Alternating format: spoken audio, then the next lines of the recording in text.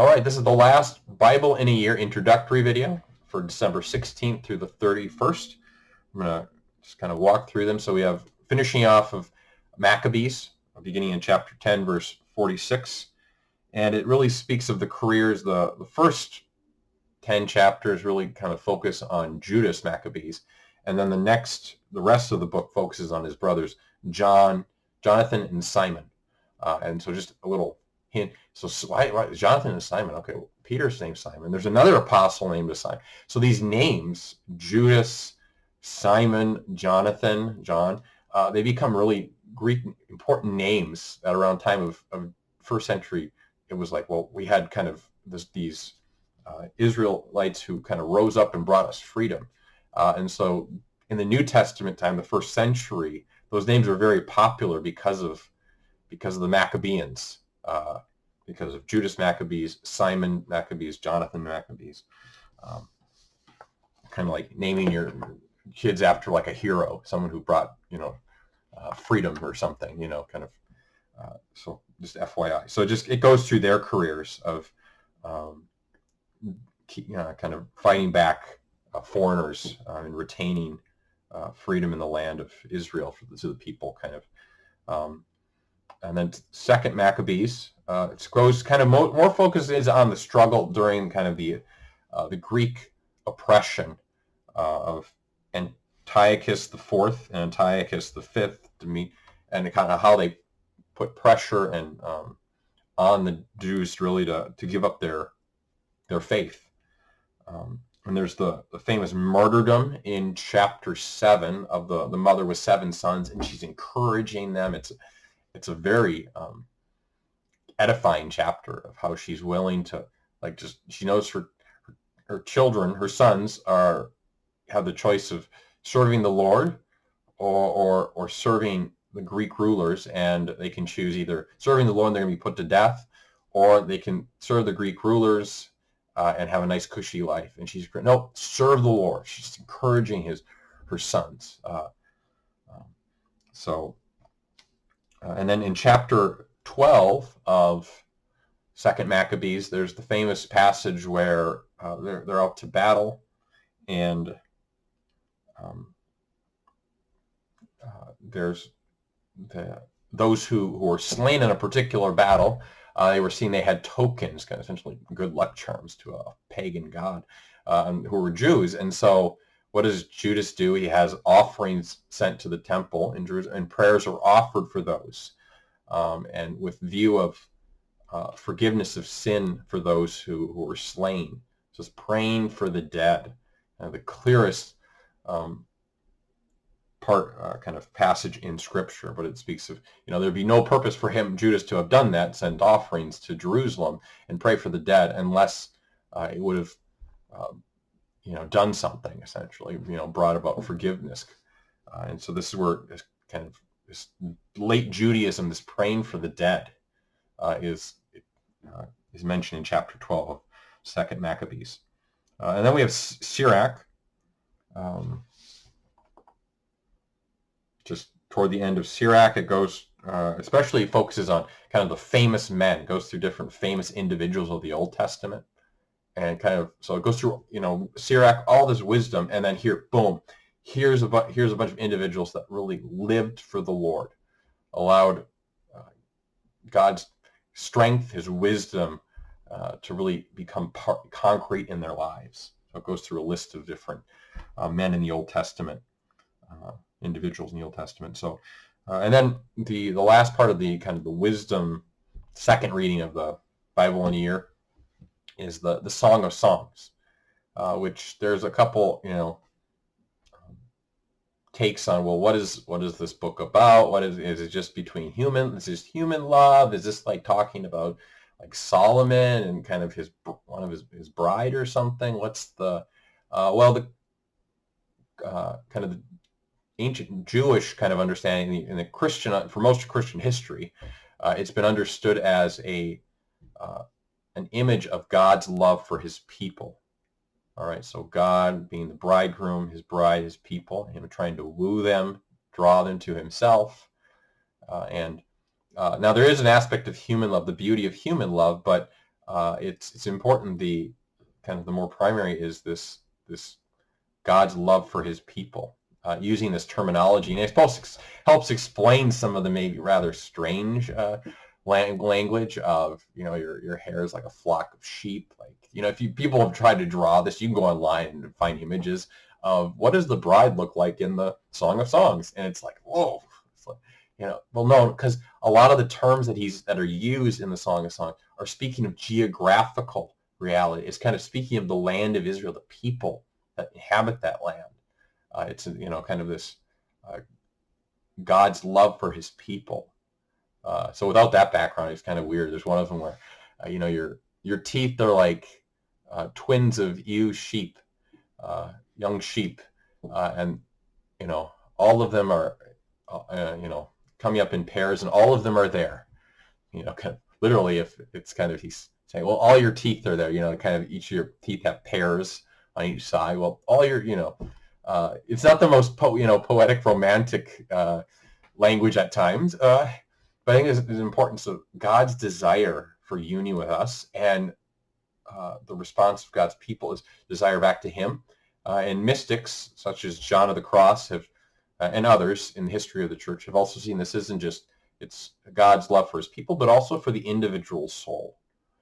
And so to even read it as God's desire for me to desire and seek union with him. So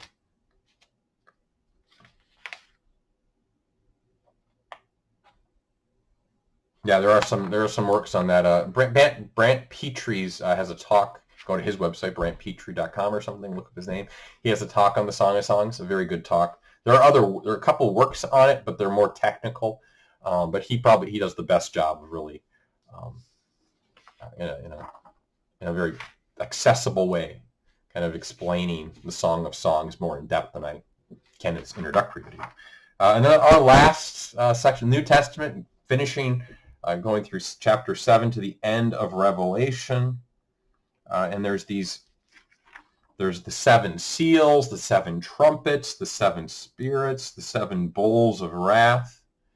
And okay, well, 7, like, people that try to, that's what this refers to. This, and so there's an ordering here. The seals is really that the seals. It's in the Lamb, Jesus. Opens up the seals. He unveils. That's what apocalypse or revelation means, this unveiling. The trumpets, trumpets, and kind of Old Testament Hebrew and stuff, it would refer to the horns that were used. Both, they were mentioned at Mount Sinai, the sounding of these horns when God came down at Sinai, and then they were used in the temple. So there's liturgical, these angels with trumpets, and then the bowls of wrath, called be chalices of wrath. This idea of God's judgment on those who turned away from him. So that's why I really, in my last video, I mentioned these two, but very helpful. Maybe if you want to go more in depth, because you're going to read it and you're probably like, okay, what's making sense here? And then he speaks of the fall of the harlot city, and there's the marriage feast of the Lamb. There's the judgment of the beasts, which is the devil, and the false prophet. And so people try to say, well, it's got to be this leader, this bad leader, or this person right now is the false prophet, or this is that's these two books do a very good job of kind of breaking down. Okay, what does that mean? In one sense, it refers to the spiritual battle and Satan's those who are really Satan's instruments, of those who essentially are working for him here on earth. And you could say any terrible world leader, Hitler, Stalin, anybody in the history who's been, you could say that they've been a false prophet, an instrument of the beast, essentially working for him. But on contrast to this kind of the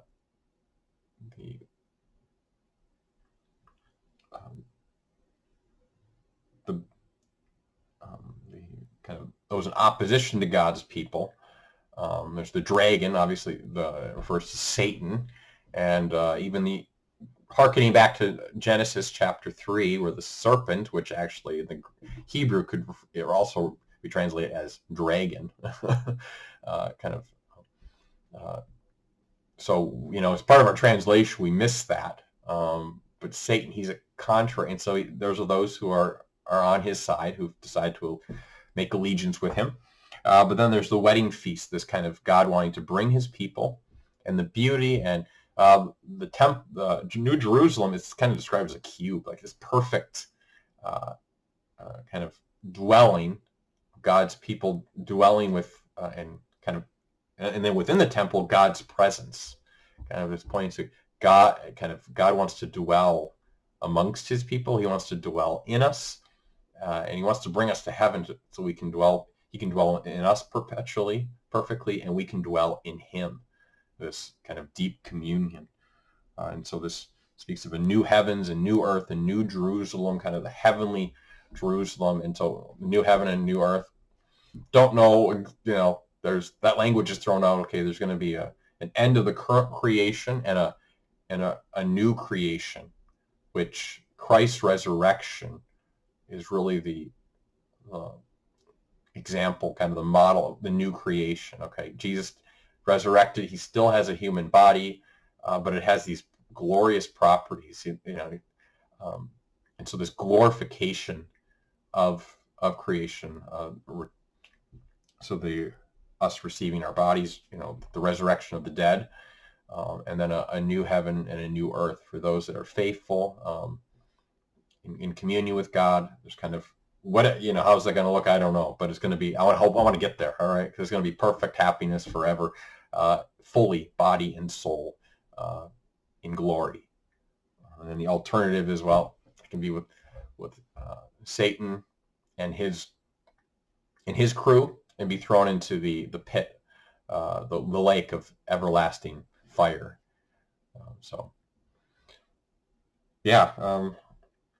Could do a whole study on Revelation, but I just recommend those two books by. Here they are again. All right, Michael Barber and Scott Hahn. If you're more interested in those, because that can be some weird imagery, but that background of, okay, this is speaking of the fall of Jerusalem, and also the kind of the importance of remaining in friendship with God, and there's a spiritual battle going on.